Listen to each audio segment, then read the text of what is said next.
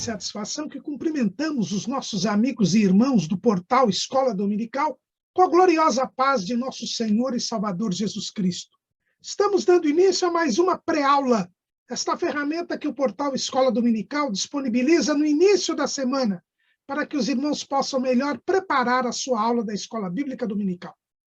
Leiam a revista das lições bíblicas, assistam a esta pré-aula, leiam o texto de apoio de nossa autoria no site do portal Escola Dominical, portalebd.org.br.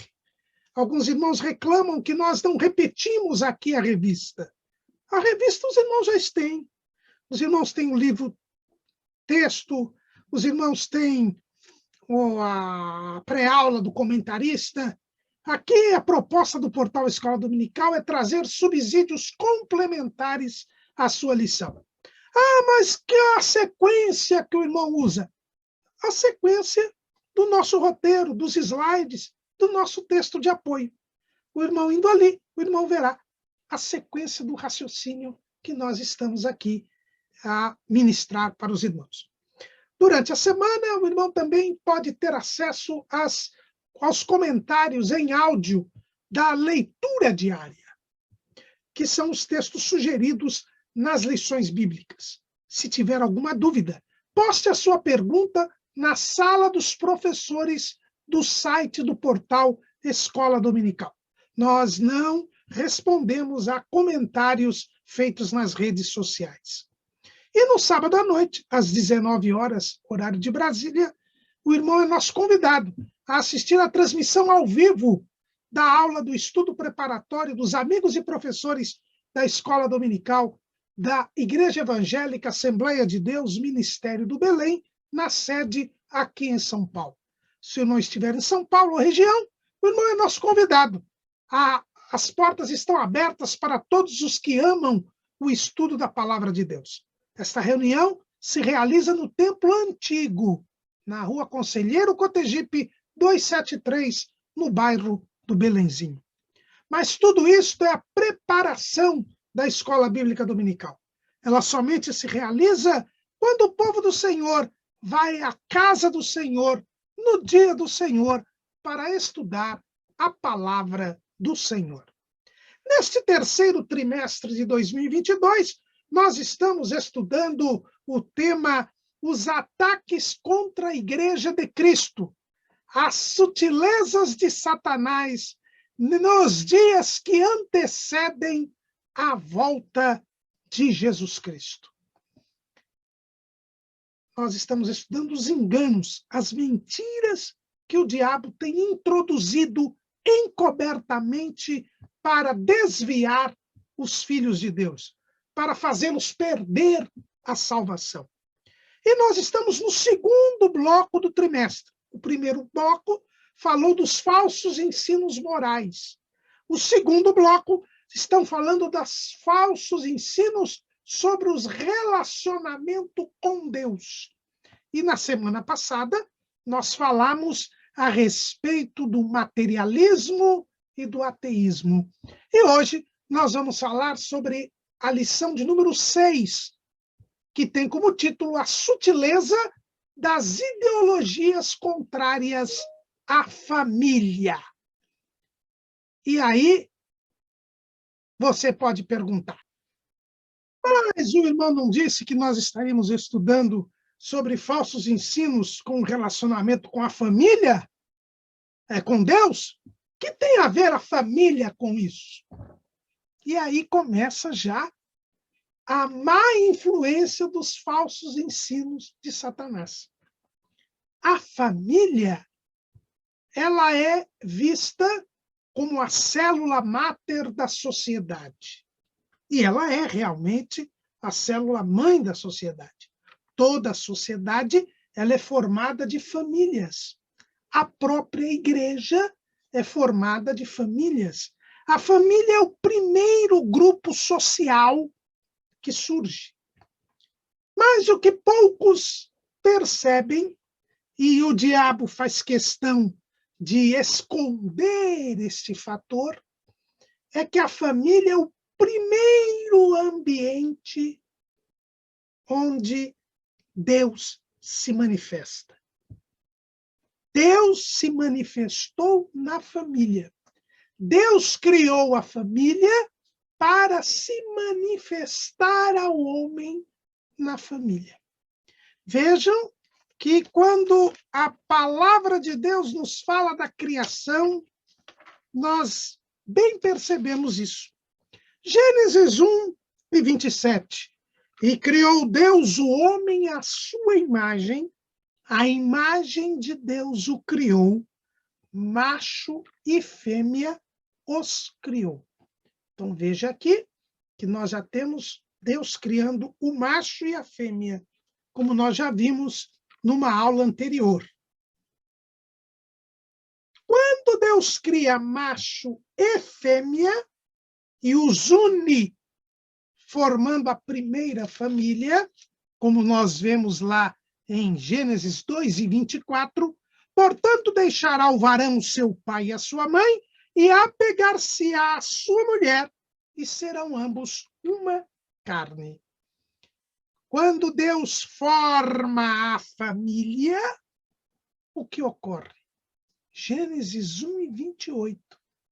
E Deus os abençoou. E Deus lhes disse: frutificai e multiplicai-vos, e enchei a terra, e sujeitai-a, e dominai sobre os peixes do mar e sobre as aves dos céus, e sobre todo animal que se move sobre a terra. Perceberam? A bênção de Deus vem ao homem quando é formada a família. Veja que Deus não abençoou Adão quando o criou, nem abençoou Eva quando a criou. Mas quando eles se unem em matrimônio, Deus os abençoa. Porque o lugar da bênção é a família. A obra-prima da criação é a família. Em família há a bênção de Deus. E mais, em família pode o homem cumprir os propósitos divinos. Deus não manda o homem frutificar, não manda o homem se multiplicar, não manda o homem encher a terra, não manda o homem sujeitar a terra e dominar a criação terrena, antes que houvesse a família. Porque para que ele pudesse cumprir todas estas tarefas queridas por Deus, era mistério, era necessário que nós tivéssemos a família. Então, a família é o lugar onde Deus se manifesta, porque é o lugar da bênção. A família é o lugar onde o homem, pode cumprir a vontade de Deus. É por isso que quando falamos nas sutilezas das ideologias contrárias à família, estamos falando do nosso relacionamento com Deus. Porque a família é o ambiente primeiro onde Deus se manifesta e onde a vontade de Deus se cumpre na vida do ser humano. Daí porque o inimigo lutar bravamente contra a família. Daí porque o inimigo se levantar contra a instituição familiar. Porque uma família bem estruturada, ela é um ambiente propício para que Deus se manifeste e para que a vontade de Deus se realize. Isto tanto é assim que o povo de Deus, que é a igreja, ela é chamada de família de Deus. Veja lá em Efésios, capítulo 2, versículo 19. Assim que já não sois estrangeiros, nem forasteiros, mas concidadãos dos céus e da família de Deus. O povo de Deus, a igreja, é chamada de família de Deus, porque a família é o lugar criado por Deus para se manifestar ao homem e para que a sua vontade seja cumprida, seja realizada. É por isso que o homem, ele, em vivendo em família, já estará num ambiente propício, favorável a ter comunhão com Deus e a ter comunhão com os próximos e a cumprir a vontade de Deus. Então, a família foi o primeiro lugar que Deus criou para se manifestar ao homem. É interessante, quando nós pensamos em buscar a presença de Deus, nós logo pensamos na igreja. Eu vou buscar a Deus, então eu vou para o culto de oração, eu vou para o culto matutino, eu vou para a vigília. Eu penso que a igreja é o lugar onde Deus se manifesta. Não, está errado isto. Jesus disse, onde estiverem 2 ou 3 reunidos no meu nome, eu ali estarei no meio deles. Vá à igreja, lá você encontrará o Senhor, lá o Senhor está presente. Mas o primeiro lugar que Deus criou para se manifestar ao homem não é a igreja. A igreja, ela foi revelada lá em Cesareia de Filipe por Jesus. Ela foi gerada lá no Calvário, quando Cristo morre por nós e consuma a obra salvadora. E ela nasce no dia de Pentecostes, quando o Espírito Santo é derramado sobre ela. Vejam que ela não tem 2000 anos. Mas a humanidade tem muito mais tempo do que isso. E Deus criou o homem para com ele manter um relacionamento. E que lugar Deus escolheu para se manifestar ao homem? Na família.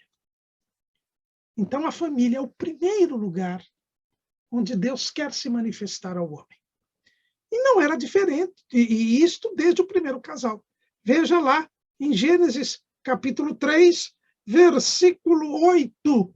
O texto diz, e ouviram a voz do Senhor Deus, que passeava no jardim pela viração do dia. Toda viração do dia, todo pôr do sol, Deus vinha se manifestar de modo especial ao primeiro casal. E Deus quer, todo dia, se manifestar a cada casal, a cada família. A família é o lugar onde Deus vai se manifestar. A família foi criada para que Deus se manifeste, para que Deus abençoe, para que a vontade de Deus se cumpra. Daí porque o inimigo de nossas almas tenha se levantado sempre contra a família. E o primeiro erro que nós vemos com relação à família é procurar desnaturar este caráter da família como um ambiente feito para a manifestação de Deus. Os primeiros ensinos errôneos a respeito da família, que advém do pai da mentira, do diabo, é procurar dizer que a família ela deve ser algo que só sirva para a procriação.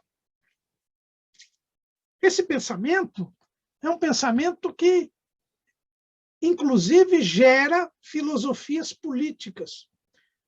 Platão, o filósofo grego, lá do século IV a.C., ele dizia que os filhos, quando um casal tinha um filho, esse filho deveria ser imediatamente retirado da convivência dos pais, para ser criado pela cidade, pela república, porque as famílias gerariam um poder paralelo ao poder do governo, do Estado.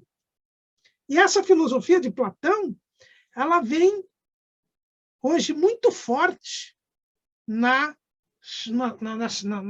chamada doutrina socialista, ou marxista-leninista. Ela é muito forte. Hoje existe uma ideia cada vez mais forte de que as crianças devem ser educadas pelo Estado. O mais cedo possível, elas devam ser retiradas do domínio dos pais.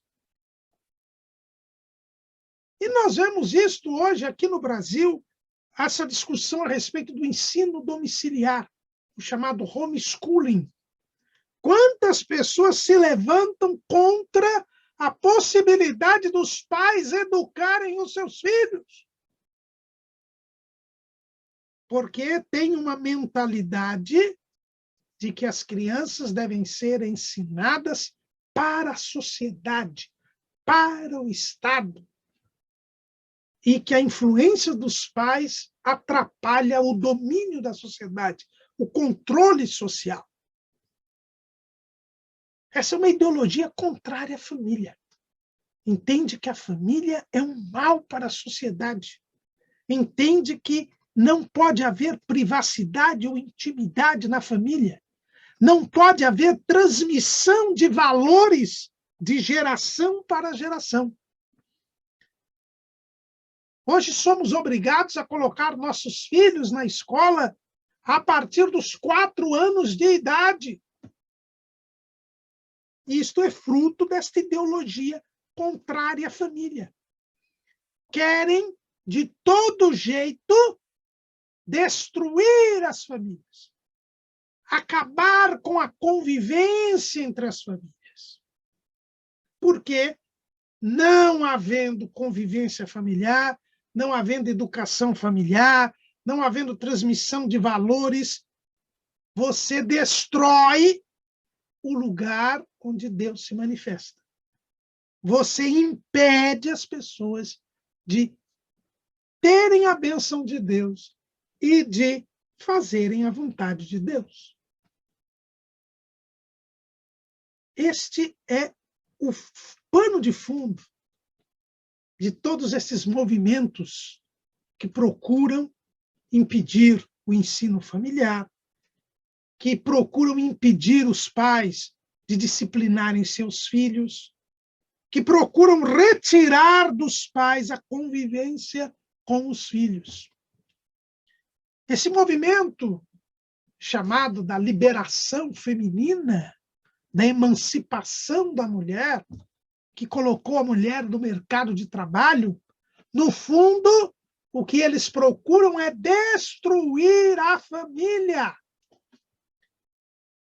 Retirar da mãe o papel de educadora dos seus filhos, para entregar os filhos ao Estado, às creches, aos kit gays, à ideologia de gênero. Esta ideia. E muitos crentes já comungam desse pensamento. Acham normal que uma criança com 6 meses de idade já vá para uma creche para a mãe trabalhar. enquanto que a criança é doutrinada e ensinada em princípios contrários à palavra de Deus. Quando são os pais que devem criar os seus filhos. Veja o que Deus mandou para os pais de Israel. Deuteronômio, capítulo 6, versículo 6.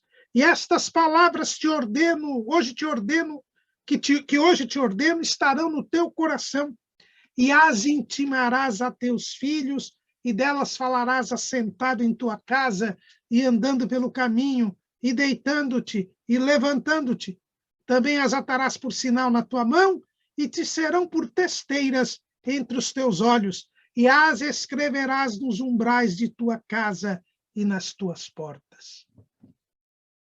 Eram os pais de Israel que deveriam ensinar os seus filhos a lei de Moisés, que deveriam ensinar a seus filhos a cultuar a Deus. Isso foi desde o início. Quem ensinou Caim e Abel a apresentarem sacrifícios? Veja que o texto bíblico ele é sucinto, e ele nos mostra Adão e Eva sendo expulsos do Éden. E logo em seguida, no capítulo 4, nós já vemos Caim e Abel oferecendo sacrifícios a Deus. Quem os ensinou a oferecer sacrifícios a Deus? Quem os ensinou a cultuar a Deus? Foram seus pais, Adão e Eva. Depois nós vemos como, na geração antediluviana, nós temos, de um lado, os descendentes de Caim e dos outros filhos de Adão, que estavam fora da presença de Deus. Mas nós tínhamos os filhos de Sete, porque Sete começou a invocar o nome do Senhor. E a sua descendência era piedosa. Tanto que eles eram chamados de filhos de Deus. Lá no capítulo 6 de Gênesis, fala que os filhos de Deus. Quem são os filhos de Deus? Eram os filhos de Sete, a descendência de Sete. Porque Sete começou a invocar o nome do Senhor e ensinou os seus filhos, e os seus filhos ensinaram os netos, bisnetos, e é nessa linhagem piedosa de Sete que nós vamos ter Enoque, o homem que andou com Deus, e tanto andou com Deus que Deus para si o tomou, e Noé, que achou graça aos olhos do Senhor e foi poupado com a sua família, porque ele ensinou a palavra de Deus, ele ensinou a sua família os caminhos do Senhor, e em meio àquela corrupção generalizada, os seus filhos se mantiveram fiéis a Deus, creram em Deus, entraram na arca com seu pai e sua mãe e se livraram do dilúvio. Enquanto isso, os demais, mesmo os filhos de Sete, se contaminaram com o pecado, com a violência, com a corrupção dos filhos de Caim e dos outros filhos de Adão e morreram no dilúvio. E como nós já vimos aqui na lição que falamos sobre o divórcio, desvalorizaram o casamento, que é o elemento fundante da família. E no dilúvio nós tínhamos famílias desestruturadas, porque eles casavam e se davam em casamento. Os homens tomavam para si tantas mulheres quantas queriam. E havia uma desestruturação familiar que levou a terra à maldade, à má imaginação, à violência, à corrupção generalizada. Porque famílias desestruturadas geram sociedades desestruturadas. E a maldade chegou ao limite que Deus teve que lançar o seu juízo sobre a terra, e veio o dilúvio, e a Bíblia diz, e os levou a todos. Por quê? Porque o inimigo trabalhou na família. Mesmo entre os descendentes de Caim, Caim tinha uma mulher que teve um filho chamado Enoque, e Caim até deu o nome da cidade que fundou de Enoque, que era o nome do seu filho. Mas a falta da presença de Deus, o aumento da maldade, fez com que Lameque já tivesse duas mulheres e que estabelecesse um clima de violência doméstica, porque avisou suas duas mulheres que ele havia matado um homem por lhe ferir e outro por lhe pisar. E que, como Deus havia dito que Caim seria vingado 7 vezes, ele, Lameque, seria vingado 70 vezes 7. Olha o clima de ameaça, o clima de violência doméstica.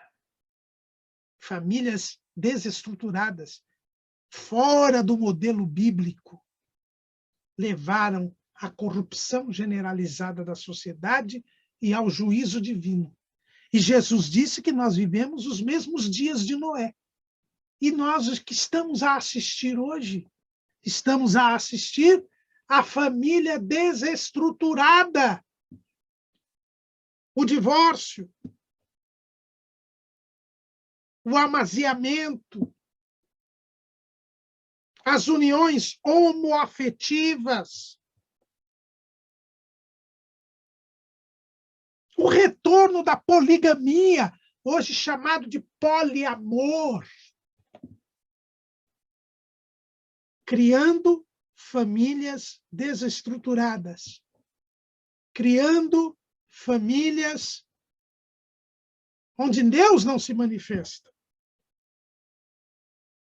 Crianças que já não são criadas pelos seus pais, mas deixadas aos traficantes, às gangues, às creches, às escolas dominadas por um sistema pedagógico anticristão, gerando violência, gerando abuso sexual, gerando depressões, gerando divórcios, gerando a família mosaico, onde dentro de uma casa você tem filhos de 3, 4 pais diferentes. Porque alguém que está no 2º, 3º relacionamento traz alguns filhos de alguns relacionamentos para morar consigo, enquanto o companheiro traz outros filhos de outros relacionamentos, e às vezes você tem 3, 4 jovens, crianças ou adolescentes dentro de casa em que nenhum é irmão germano do outro. Ou seja, nós temos 4, 5 jovens e adolescentes dentro de casa que são meio-irmãos. No máximo, meio-irmãos. Porque tem o mesmo pai, mas não tem a mesma mãe, tem a mesma mãe, mas não tem o mesmo pai. E, às vezes, até vive em casa com quem não é nem o pai nem a mãe. Como gerar um ambiente para ensinar a palavra de Deus ou para se ter a bênção de Deus num estado deste de coisas? Não é possível. Mas é essa a armadilha do diabo. E nós nos esquecemos que é a família o lugar onde devemos ensinar a palavra de Deus. Deus mandou que os pais israelitas ensinassem os seus filhos. Nós lemos lá em Deuteronômio 6, mas isso é repetido em Deuteronômio 11. Em Deuteronômio 11, veja o que está escrito.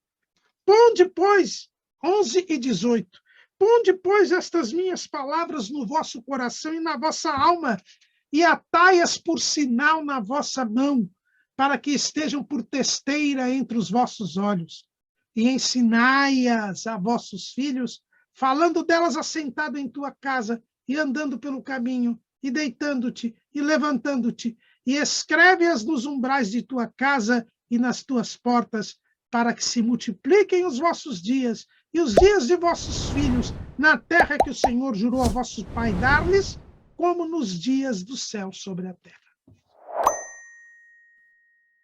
E por falta destas determinações da lei de Moisés, é o próprio Salomão, em sua sabedoria, que nos fala a respeito desta realidade. Provérbios 22:6, conhecido de todos, mas muito pouco praticado. Instrui o menino no caminho em que deve andar, e até quando envelhecer, não se desviará dele. A instrução deve ser feita pelos pais.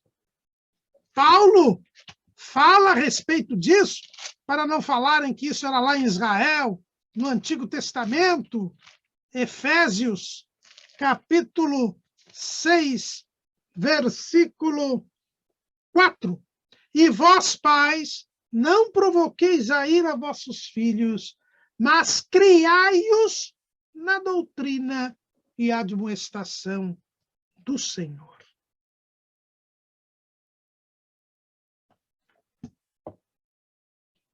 A família é o lugar do ensino, da educação, da instrução. É na família que nós aprendemos a ser seres humanos.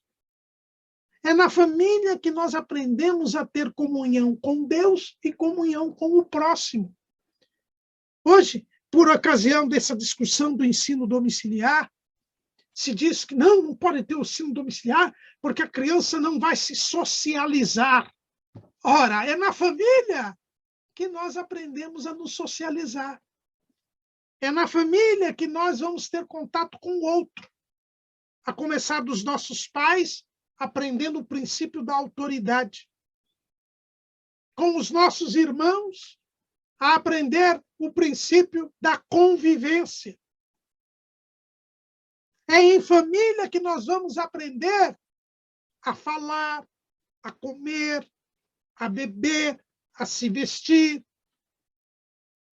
É em família que nós vamos aprender como lidar com as nossas necessidades fisiológicas diante dos outros. É em família que nós vamos aprender a socializar. Depois, na escola, esta socialização é ampliada. Mas a base, a essência, a formação se dá em casa. Não é na escola, não é na creche. Lá nós temos deformação, principalmente diante dos princípios e das ideologias que comandam hoje o sistema educacional. A família é o lugar onde Deus se manifesta. Não é à toa que na família que nós temos o lar. O que é o lar? Aquela famosa expressão lar, doce lar. Lar, em Roma, era o altar que se tinha para os deuses antepassados, os deuses lares. Era o lugar da casa em Roma onde se adorava, onde se buscava lá os deuses antepassados. Como só há um único Deus, o lar é o lugar onde nós buscamos a Deus. Nossa casa deve ser um lar, um altar, onde nós adoramos a Deus e onde Deus vem ao nosso encontro. Esse é o papel da família.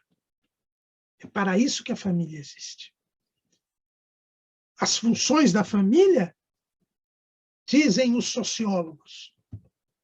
A primeira é propiciar a perpetuação da espécie humana, a procriação. Segundo, é regrar o relacionamento sexual entre o homem e a mulher. Quando há um desregramento sexual, nós temos a formação de várias famílias. Essa família que eu disse, chamada família mosaico, com um pedaço de cada família, a desestruturação total. Foi o que aconteceu antes do dilúvio. Terceiro ponto é a família que insere o indivíduo na vida em sociedade. Não é na escola que a criança vai ser educada, é em casa. Inclusive a educação religiosa, não é na escola dominical que a criança vai aprender a Bíblia, é em casa. A igreja ela reforça esse ensino. A escola ela reforça esse ensino. A mentalidade de deixar para o Estado, de deixar para a igreja o que deve ser feito em família é uma mentira do diabo. É uma mentira do diabo. Veja que Israel quase desapareceu quando os judeus que haviam voltado do cativeiro começaram a se casar com mulheres estrangeiras. Se Esdras não põe um basta nisso, e depois Neemias complementa isso, não haveria povo judeu nos nossos dias, que era exatamente o que o diabo queria. O diabo queria destruir Israel para que o Messias não nascesse. Mas Israel ainda existe por quê? Porque sempre privilegiou a família. Se Israel dependesse do templo para servir a Deus, desde o ano 70 que Israel não serviria mais a Deus. Se Israel dependesse das sinagogas para servir a Deus, em todas as centenas, milhares de perseguições que os judeus sofreram desde o ano 70, eles já estariam destruídos, porque toda perseguição dos judeus sempre começa com a destruição das sinagogas.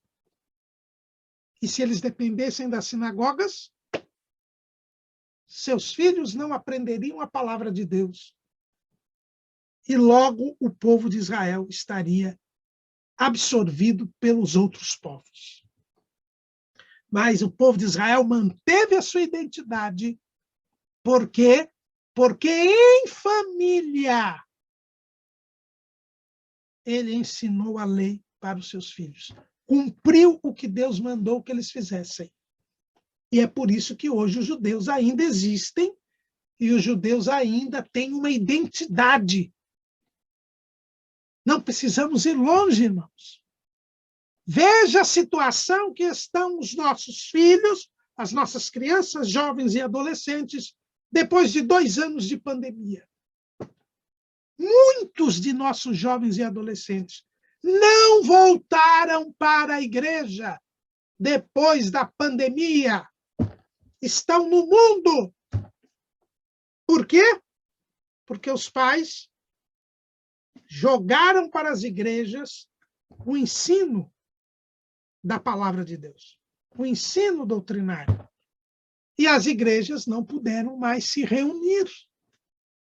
E as igrejas não puderam mais ter escola dominical, ter culto, ter palestras com jovens. E eles acabaram sendo fisgados pelo mundo. E agora não querem mais saber de igreja. Houve alguns que há tempo, quando ficaram privados da igreja, os próprios pais assumiram a função que nunca deveriam ter deixado. E passaram a ensinar os seus filhos na palavra de Deus. Mas foram poucos. E assim, o inimigo pôde dizimar grande parte dos jovens e crianças e adolescentes das nossas igrejas. Por causa dessas ideologias contrárias. É a família quem cuida da procriação, é a família quem regra o relacionamento sexual de marido e mulher, é a família quem deve inserir o indivíduo na sociedade, é a família quem deve impedir a solidão. Veja que Deus criou a família para que o homem não ficasse só. Mas muitas famílias hoje não têm mais esta convivência. O inimigo tem destruído esta convivência. Com essa história de pai e mãe trabalhando, os filhos pouco convivem com os pais. Não há mais comunhão. Irmãos, não há mais aquele momento da mesa, do almoço, da janta, da refeição. Da refeição.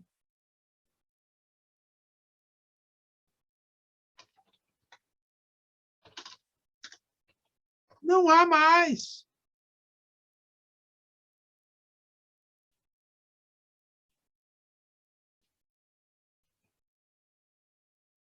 Não há mais. Não há mais esta preocupação. Não se tem mais a conversa do almoço, da janta, do café da manhã. Os pais não sabem quem são os amigos dos filhos. E quando a bomba estoura, o filho nas drogas, o filho numa gangue, o filho ou a filha se prostituindo, porque não há convivência, não há comunhão. Veja que o símbolo da comunhão na Bíblia é comer e beber. A ceia, que é quando nós declaramos nossa comunhão com Deus e com os irmãos, é um comer e beber. As pessoas nem se falam mais. Estão na mesa, quando estão todos na mesa, cada um está no celular, no WhatsApp.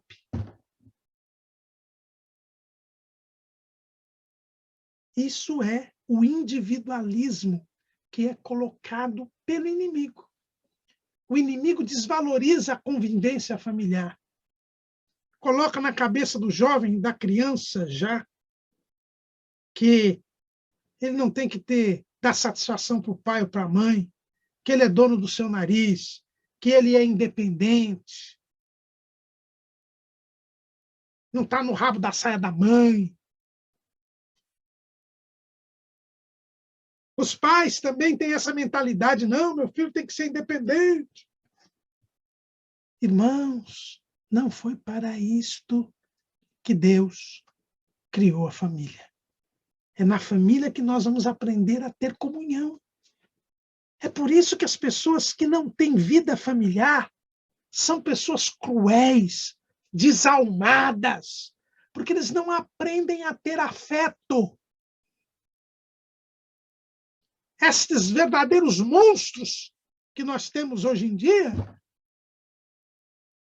vai ver o histórico deles. Eles não aprenderam a amar, não aprenderam a respeitar, não aprenderam a compartilhar, não aprenderam a ter compaixão.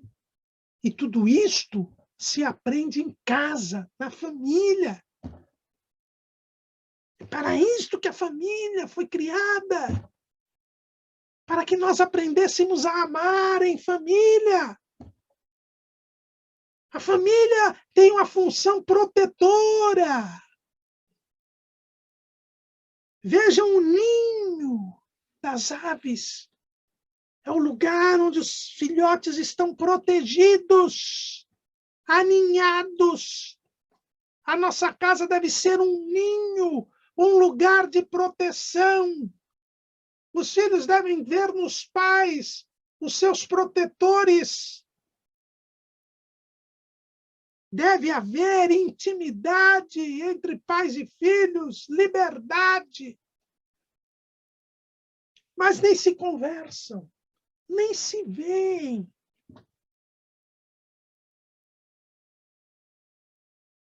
Cultuar a Deus juntos, então? Culto doméstico? Isso não existe. Alguns, por causa da pandemia, retomaram o culto doméstico. Não podiam mais ir à igreja cultuar e foram cultuar com os filhos.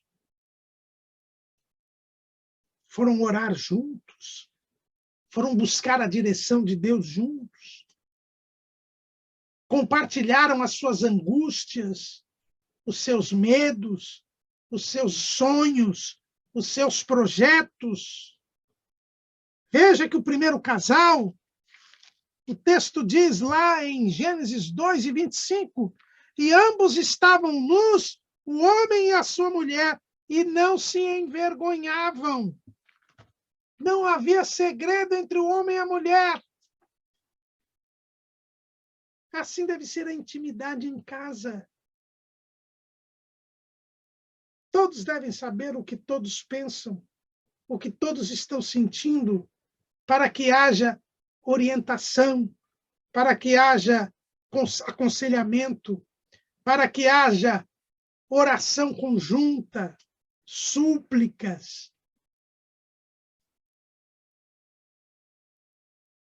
Mas se as pessoas nem se falam, se as pessoas nem sabem o que elas estão sentindo, daqui a pouco o filho tenta o suicídio, para surpresa dos pais. Mas ele já estava depressivo há muito tempo. Mas os pais não perceberam. Os irmãos não perceberam.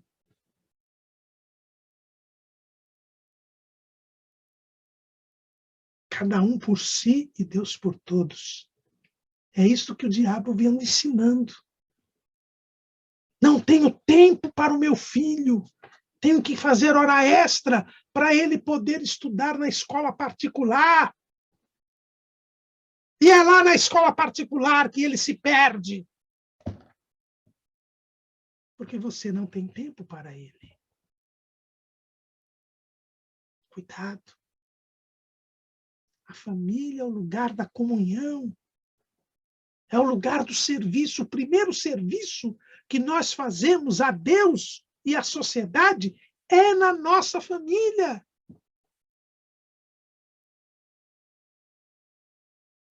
Pai e mãe que estão aí na obra de Deus, visitando as pessoas e não educando os seus filhos, nem cuidando dos seus filhos.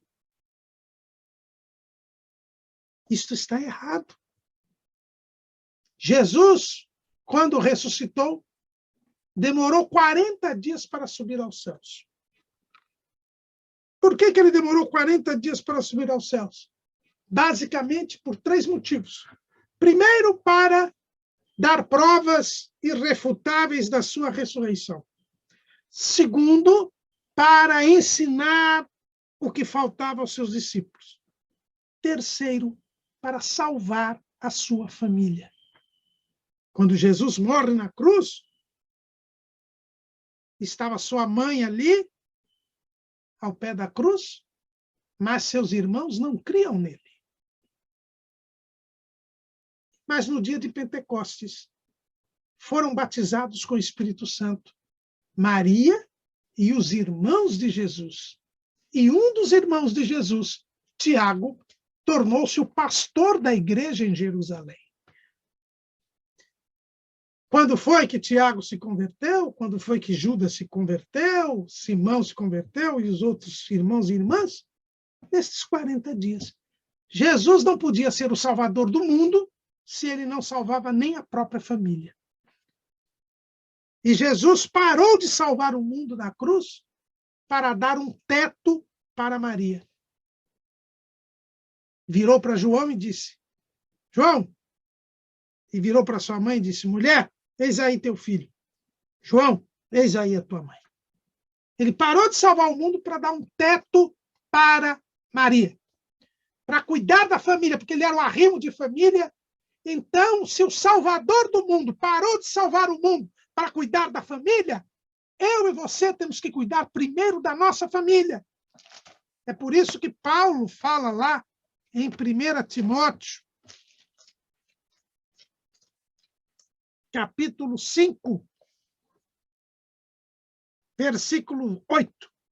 Mas se alguém não tem cuidado dos seus, e principalmente dos da sua família, negou a fé e é pior do que o infiel.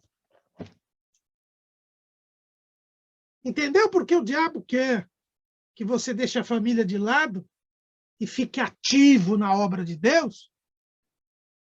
Porque você vai negar a fé e vai ser pior que o infiel. Porque a destruição da sua família vai tirar de você toda e qualquer autoridade. Quantos obreiros hoje não têm nenhuma autoridade? Porque seus filhos estão no mundo, seus netos estão no mundo, porque sua família foi destruída e ele não pode agora pregar o evangelho. Porque ele não cuidou dos seus. E então ele negou a fé e é pior do que o infiel. A família é prioridade. Eu só posso ter comunhão com Deus e comunhão com o próximo se eu viver em comunhão na minha família. Eu só posso servir a Deus e servir ao próximo se eu servir a minha família. Porque a família é o lugar do serviço. É o primeiro lugar do serviço. A família também tem uma função econômica. Hoje é verdade que a família, em razão da organização econômica do mundo, é muito mais uma unidade de consumo do que unidade de produção. Nos tempos bíblicos, a família era uma unidade de produção. Era a família quem produzia a maior parte dos bens consumidos pela própria família. Isso não é mais possível hoje. Mas é em família que nós devemos organizar as nossas economias para não passarmos necessidade, para podermos ajudar os outros, a começar dos próprios familiares. É em família que nós devemos ensinar o dia a dia com os bens materiais. É em família que nós devemos obter o sustento de todos nós. E é na família que nós temos a função de status, né? O estado, o papel, a posição que nós ocupamos na sociedade parte da nossa família. Como eu disse para os irmãos, a desestruturação familiar leva à desestruturação social. A família, ela tem deveres. Ela deve ser o altar de Deus. Ela forma a comunidade de pessoas. Como eu disse para os irmãos, é em família que nós aprendemos a ter noção do outro, a termos comunhão. É a família que evita o individualismo que domina os nossos dias. Uma ideologia contrária à família é o individualismo. E nós vivemos dias de individualismo. Veja lá, em 2 Timóteo, capítulo 3. Sabe, porém, isto, que nos últimos dias sobrevirão tempos trabalhosos, porque haverá homens amantes de si mesmos, avarentos, presunçosos, soberbos, blasfemos, desobedientes a pais e mães, ingratos, profanos, sem afeto natural, irreconciliáveis, caluniadores, incontinentes, cruéis, sem amor para com os bons, traidores, obstinados, orgulhosos, mais amigos dos deleites do que amigos de Deus. E como surgem estes homens com estas péssimas qualidades? Porque não tiveram vida familiar. Quem não tem vida familiar é amante de si mesmo. Porque é em família que nós aprendemos a amar o outro. Quem é avarento, ama o ouro, as coisas materiais, é porque não teve uma vida familiar. Porque na vida familiar nós aprendemos que os sentimentos, as emoções são muito mais importantes e relevantes do que as coisas materiais.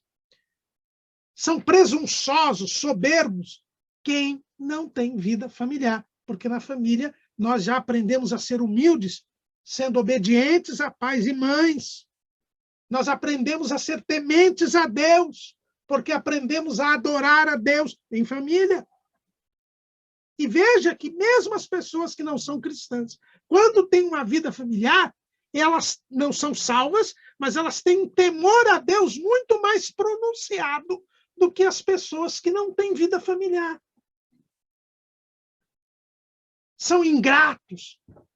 Por quê? Porque não tiveram uma vida familiar. A vida familiar nos ensina a ser gratos com nossos pais, em primeiro lugar. São profanos, porque não tem vida familiar, porque em família nós adoramos a Deus. É um altar. Sem afeto natural, como eu disse para os irmãos, o afeto é desenvolvido na família.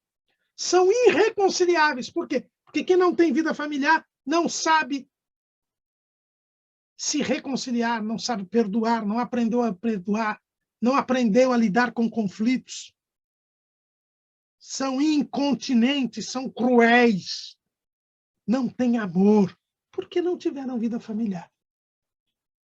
O individualismo, ele é uma arma que o inimigo tem usado hoje para destruir as famílias. As pessoas se relacionam visando casar para ser felizes, não para fazer o outro feliz. E se você não tem esta capacidade de querer fazer o outro feliz, você jamais formará uma família que seja uma comunidade de pessoas, que seja um lugar de comunhão. O outro dever da família é o serviço à vida. Já vimos aqui, a família, ela é o lugar onde nós aprendemos a servir. É por isso que a igreja é chamada de família de Deus. Outro dever da família é a participação no desenvolvimento da sociedade. Nós já falamos disso aqui também. É a partir da família que a cidade, que a igreja se desenvolve, que a sociedade se desenvolve. Com famílias fortes, nós temos igrejas fortes, sociedades fortes. Toda civilização na história que desabou, que foi destruída, que acabou, tudo começou com a família. A família foi quem, ao se corromper, destruiu aquela sociedade.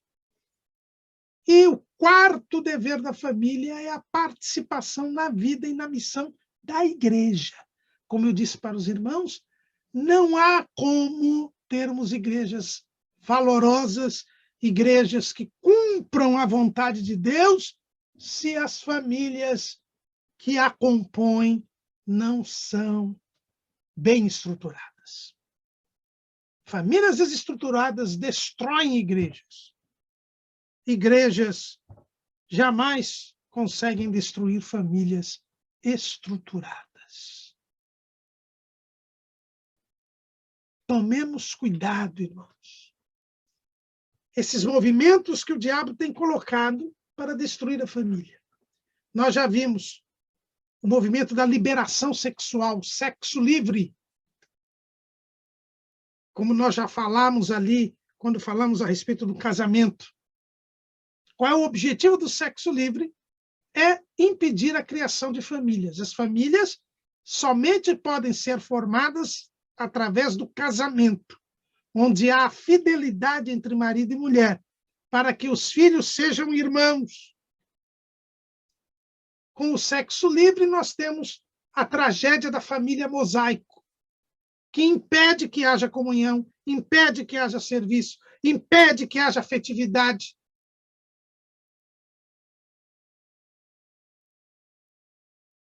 O movimento da ideologia de gênero, que diz que as pessoas podem ser o que quiserem. Não são nem homem nem mulher, e pode ser o que toda aquela abecedária, criando as maiores aberrações possíveis, justamente também para impedir a formação de famílias estáveis, com marido, mulher e filhos, que possam desenvolver a comunhão, o afeto, o amor, o cumprimento da vontade de Deus.